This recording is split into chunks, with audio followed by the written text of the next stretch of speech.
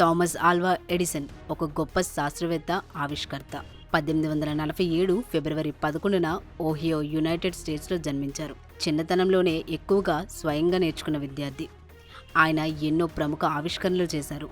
ముఖ్యంగా విద్యుత్ bulb, phonograph, picture camera మొదలైనవి ప్రపంచాన్నే మార్చేశాయి. 1000కి పైగా ఆవిష్కరణలకు పేటెంట్ పొందిన గణనీయమైన ఆవిష్కర్త.